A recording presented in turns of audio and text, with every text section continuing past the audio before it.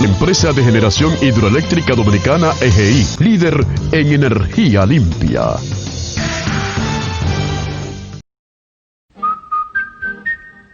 Presentamos Prevención y Salud, un espacio dedicado a mejorar tu calidad de vida, con Julio César García y sus invitados de calidad. Señoras y señores de Prevención y Salud, como les habíamos prometido, tenemos a Leonardo Díaz García para que conversemos sobre el suicidio. Pero ante todo, darle la bienvenida a ustedes a este mes de diciembre, este mes que comienza ya la Navidad en esta primera semana. Ustedes que están en su casa, recordarles que no por estar en diciembre tenemos un permiso del COVID para estar en las calles. Seguimos con las mismas restricciones, más cuidados, ahora mucho más cuidado. La temperatura está más fría y ustedes saben que el tiempo más frío, pues los virus tienden a ser más poderosos. Así que cuidadito con el COVID y vamos a seguir llevando las medidas para que este próximo 2021 estemos todos juntos, o la mayoría estemos juntos. Buenas noches, Leonardo Díaz García. Vamos a conversar, a hablar sobre el suicidio. Por favor, oriéntanos un poco sobre esto del suicidio. ¿Qué es? ¿A qué se debe? ¿Qué nos ocurre a nosotros cuando decidimos terminar con nuestras vidas? Distinguir, usted hace una pregunta de enciclopedias.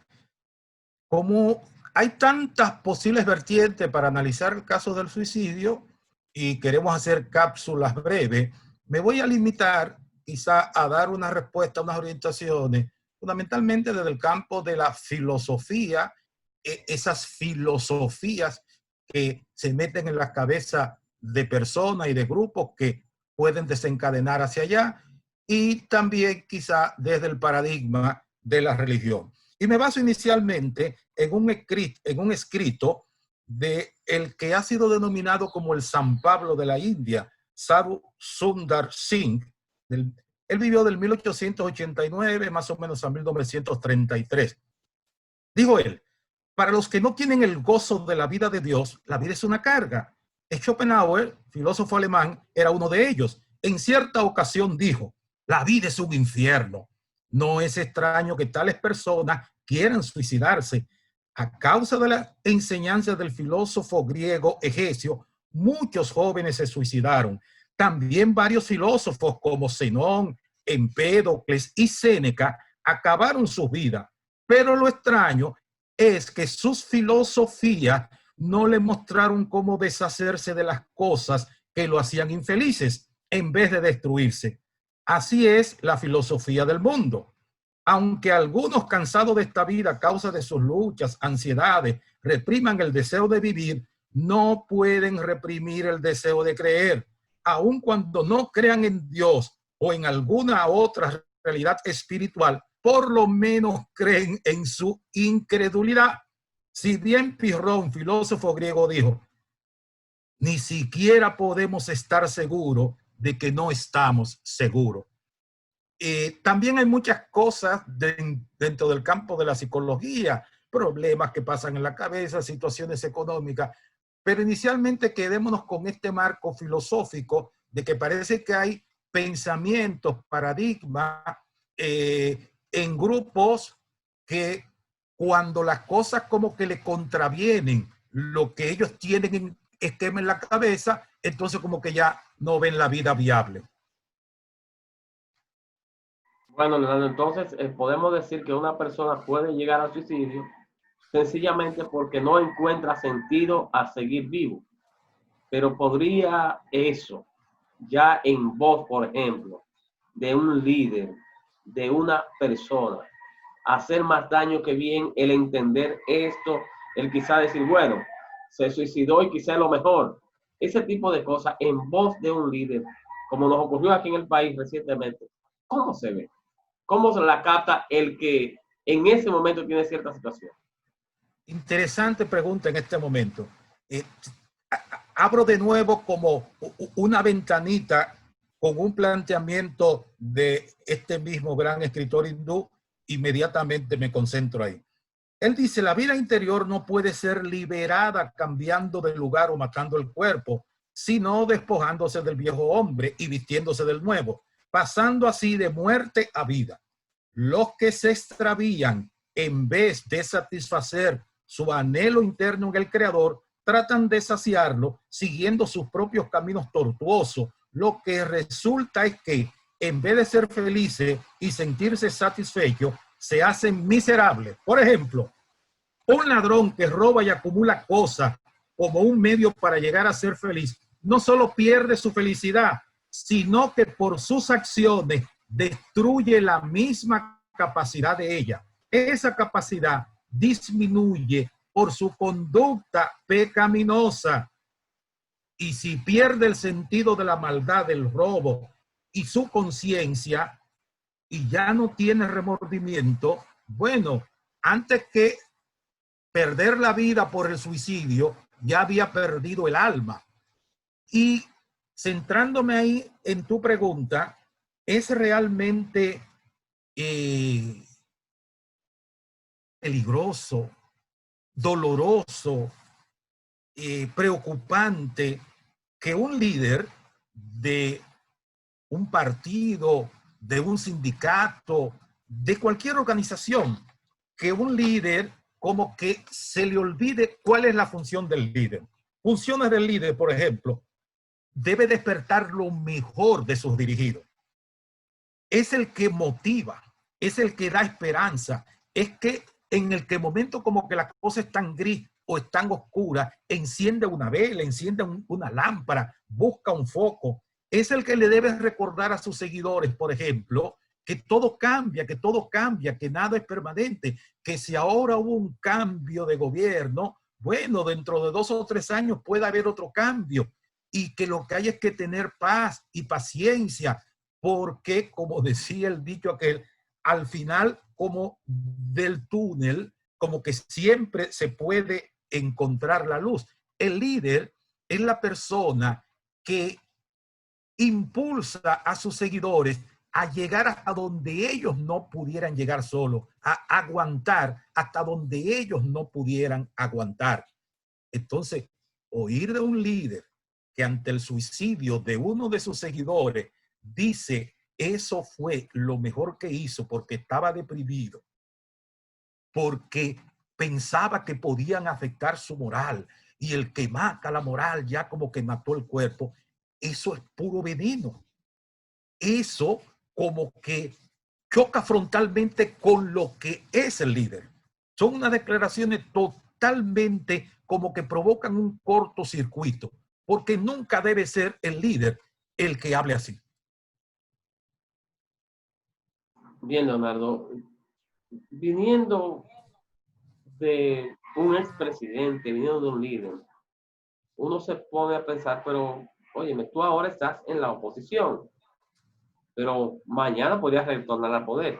¿Por qué ahora, estando en la oposición, tú tomas esa actitud de, incluso yo lo veo como sugerirle a los demás que están envueltos en todos estos temas de corrupción? Bueno, si tú crees que tú no puedes soportar ser arrestado, ser investigado, que te cuestionen, que la gente cuestione tu fortuna, si eres serio o no, si no lo puedes soportar, entonces para mí el mensaje que veo ahí, también suicídate, porque eso sí es honoroso. Tú te haces el harakiri, como se usa en Japón, en el Oriente.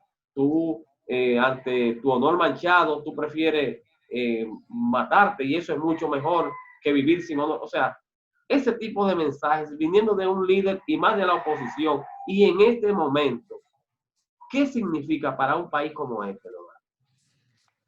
Mira, realmente cuando uno analiza cuál o cuáles pueden ser las causas de que se hiciera esa declaración, bueno, uno puede decir, bueno, si él cree en lo que dijo, entonces él debe ya estar en la lista, y dentro de poco oiremos que él siguió los pasos de lo que él acaba de felicitar, porque racionalmente él mismo dice es que nos están acusando a todos, a todos, a todos. O sea, él no se excluyó.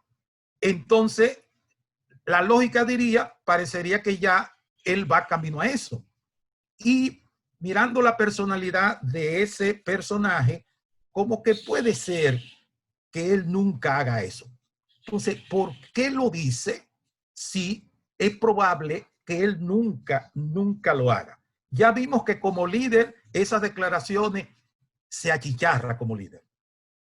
¿Qué yo le recomiendo a los otros líderes de ese partido?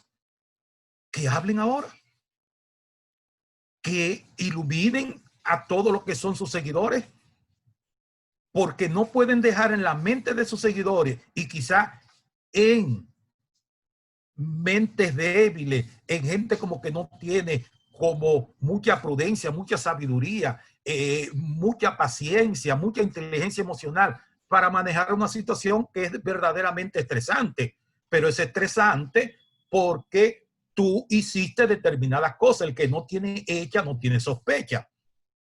Y adicionalmente hay dinero para pagar abogados. Todavía existe algunas cosas. El líder lo que tiene que decirle, un momento, el partido les va a dar apoyo con nuestros abogados, con esto, estaremos ayudando, porque es un partido que recibe millones y millones de pesos de la Junta Central Electoral. Así que yo espero que algunos otros líderes como que den una declaración un poquito diferente, porque el líder debe guiar, debe orientar. Y por último, esto es una hipótesis maquiavélica, pero viniendo de un personaje que sabemos que se atreve a decir, yo no sabía que mi hermano hacía negocio con el Estado.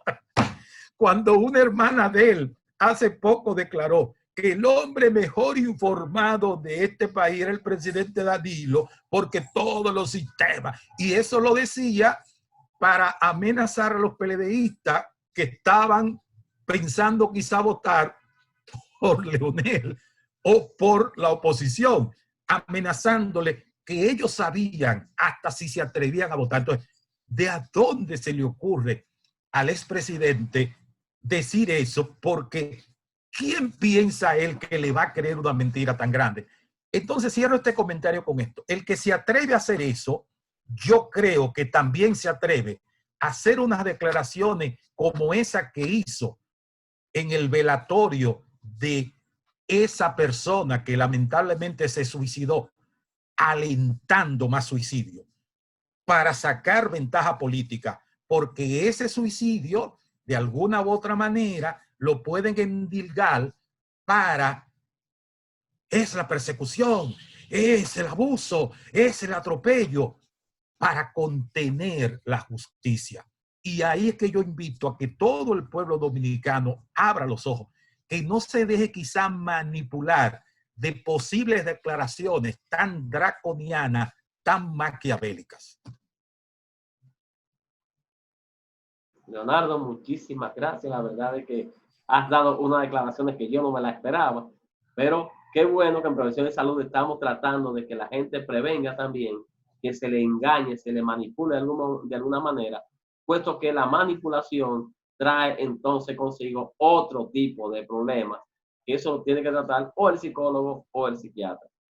Bueno, la gente que nos están viendo, agradecerle a Leonardo Díaz García su tiempo con nosotros y recordarle siempre, en este país, en la nación donde vivimos, todos y cada uno de nosotros tenemos que tener la suficiente claridad mental, nosotros, para saber hacia dónde vamos y por qué vamos. Recuerden que la honradez no puede ser un asunto de un color de gobierno o de un espacio de tiempo.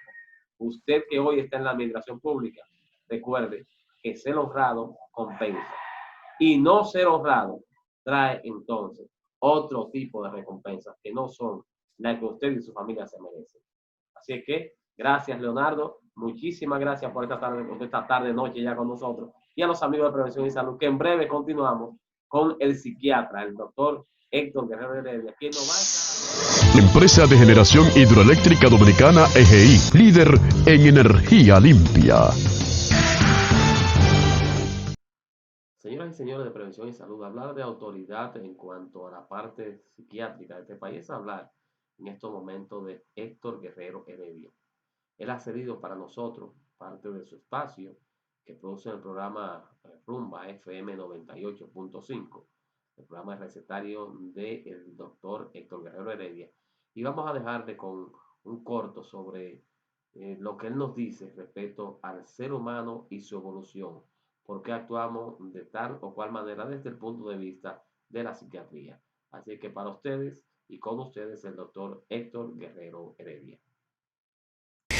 Señores, cuando cualquier animal del reino animal, recuérdese que el hombre es el gran animal, no peyorativamente, pero es el gran animal, es el gran mono, como le dicen.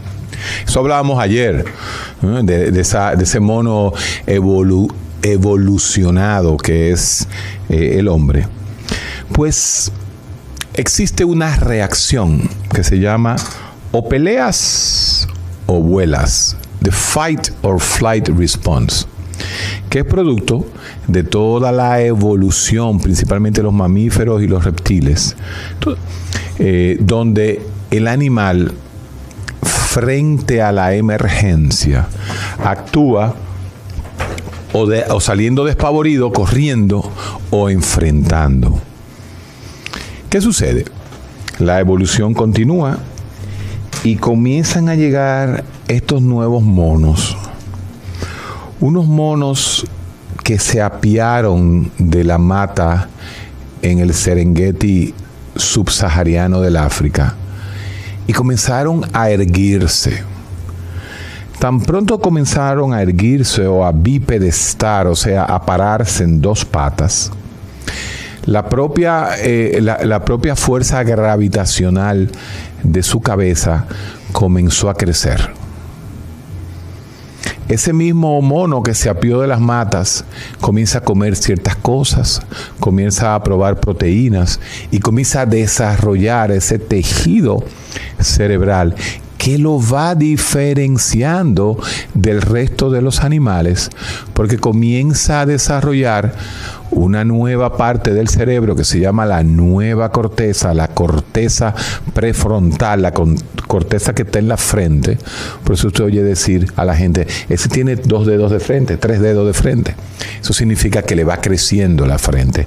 Y entonces, este nuevo mono comienza no solamente a tener reacciones instintivas, sino que comienza a pensar su reacción, comienza a filtrar su reacción, comienza a escoger su reacción dependiendo de la experiencia que tenga él sobre esa misma situación. Oigan qué interesante. El animal que reacciona por instinto en el hombre comienza a filtrar, comienza a escoger lo que va a decir. Y ese es el momento donde el hombre comienza a diferenciarse de sus hermanos monos, porque comienza a pensar. La gran diferencia que existe entre un perro y yo, o entre un perro y Domingo Páez, es que Domingo Páez piensa y el perro reacciona. Aunque uno se preguntaría a veces, pero doctor, cuando 2 hormiguitas se pegan, ellas se cuchichean algo, ellas dicen algo. Bueno, esos son mecanismos de comunicación que lo tienen todos los animales. Pero hasta este momento, el único ser vivo que tiene la capacidad de tener todas las funciones cognitivas de orientación, de lenguaje, de atención, de juicio, de memoria, es el mono hombre. El ser humano es el único ser vivo que puede pensar. Entonces, el hombre, a diferencia del animal que sale corriendo o pelea, el hombre tiene reacciones muy diferentes con respecto al estrés y a la ansiedad. Y existen justamente 2 tipos de reacciones genéticamente predispuestas en los seres humanos. 2 tipos de reacciones principalmente. En inglés, y me excusan porque uno leyó fue psiquiatría en inglés, se le llaman los warriors y los warriors, que son los guerreros y los preocupados.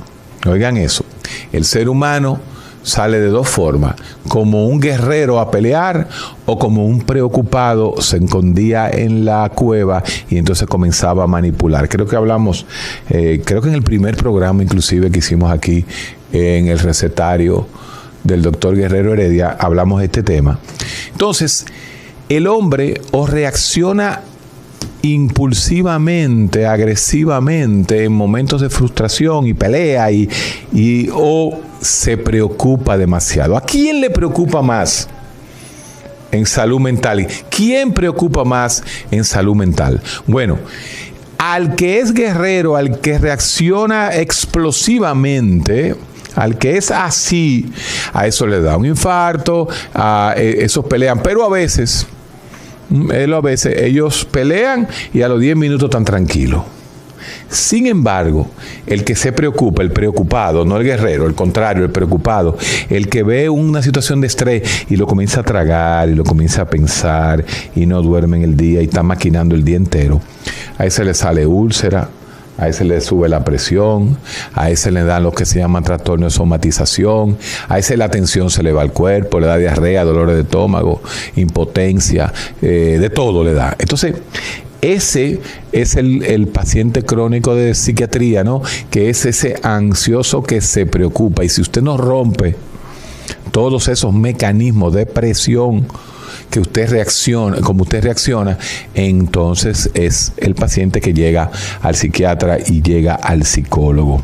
Ahora bien, cuando se está en situaciones de estrés agudo, como por ejemplo el estrés que se puede expresar en esta situación, por ejemplo, de los que van a buscar presos, tienen dos tipos, como decíamos. Unos que reaccionan inmediatamente y otros que van reaccionando poco a poco, dependiendo de su predisposición genética, dependiendo de su formación, de su personalidad, de su, vamos a llamarla así, de su capacidad de reaccionar a los problemas y al estrés mental. Entonces van a desencadenar diferentes patologías. Pero no hay dudas de que el psiquiatra es el médico que tiene que confrontar este tipo de situaciones. Y a veces en la sociedad no se entiende. Se quiere ser muy más, con algunos médicos ser muy papista y con otros se quieren ser muy severos.